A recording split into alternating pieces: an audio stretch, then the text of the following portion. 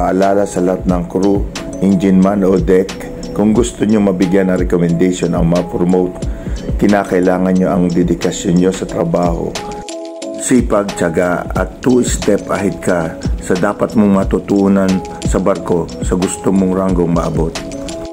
Para sa mga gusto mag-opisyal at opisyal na, kailangan kumpletuhin ang training at papeles, lisensya at samahan ng dasal para matupad ang iyong pangarap. Bilang isang kapitan, marami-rami na rin tayo na-promote mula ratings para maging opisyal,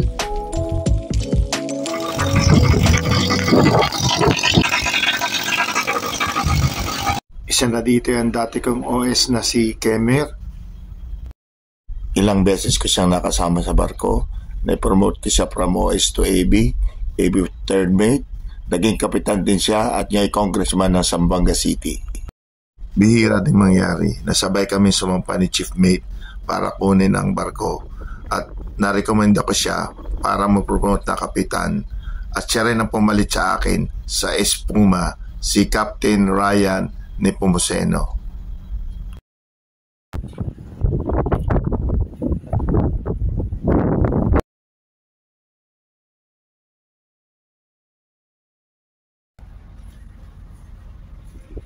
Angkor kami ngayon at si Chief Mate ang mag-aangkor.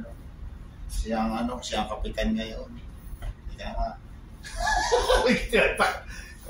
siya pinag-aakla ko. Siya nag-slow down kanina. Ayan. Matagal na rin Chief Mate ito si Chief Mate Ivy na may master license na rin. At baka siya ay maging pangalawa kong natulungan na Chief Mate na na-promote dito na kapitan ng boat sa position na to. Sa ito 5 miles, ilan nga? 3 degrees from the breakwater. Yun. So ito. At ngayon may mga kasabay kaming merge line. So ang normal procedure niyan, siyempre bago ka dumating ng angklahan, naka-reduce ka na. Tapos, dapat naka-standby na rin yung mga tao mo sa proa.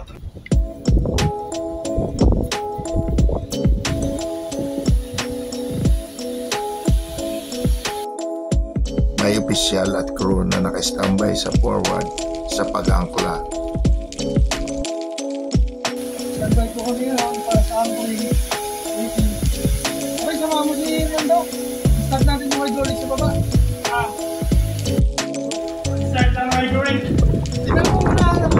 Bago mag-start ng windlass, kailangan checkin muna ang level ng hydraulic oil.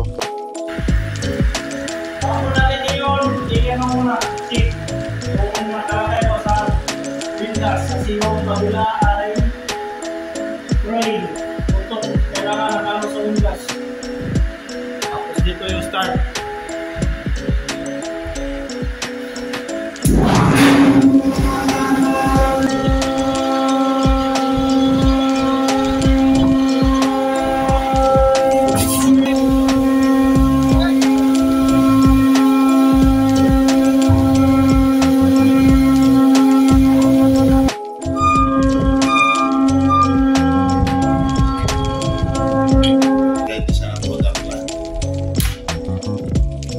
Sierra, let go, port anchor.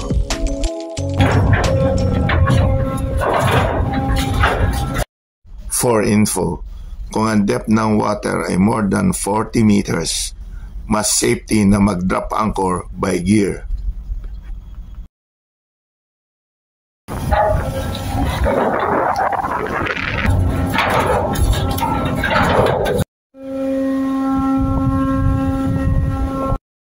Good job, Chief Ivy.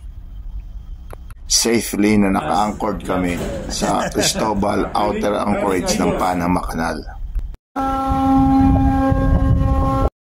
Kinabukasan, nag-heave up kami ng anchor para pick upin ang piloto para mag-anchor naman sa inner anchorage ng Cristobal, Panama. Dito sa Cristobal, ibinibigyan ng pilot na speed ay 5 to 6 knots. Pero kailangan hindi mo sundin ito minsan kasi minsan sa loob na sila sumasampa at malapit na yung angklahan.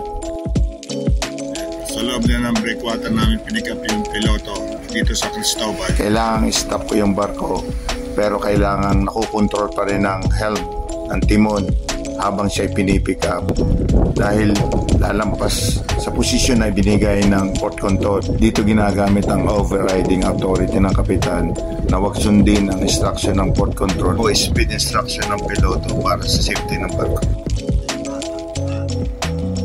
Hindi mo na siya practice ba? Practice! Hindi, ginagawang practicein yung barko ko ha. Ha? Practicein ba yung barko? Yung kukatotoy ha? Abay, pwede na ba ito? Pwede na. Pwede na. Gusto mo lang ayaw mo lang magtimong. Gusto mo ipatayo-tayo ka lang. Yung mga ratings or crew na nagsisikap o nagpapakita sa atin na gustong ma-promote at matuto tulad ni OS Totoy, tinitrain muna natin sila nang wala munang piloto. Pag alam natin na pwede na, so ina-allow natin siya na siya na magtimon kapag may piloto, pero may AB pa rin nakalalay hanggang sa talagang matulong. Yeah, I stopped because it's near. Okay, hard Starboard. It's near, that's why I stopped only the position.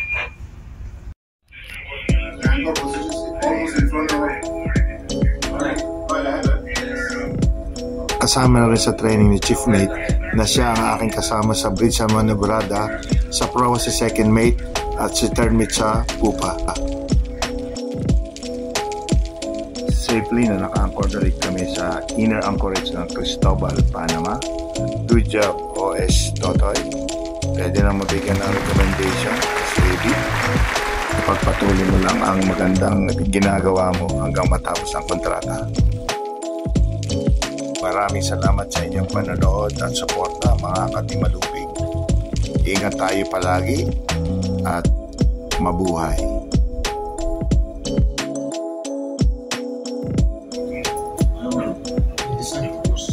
Do your best. Yes. This is the only information that I put here. I passed the same.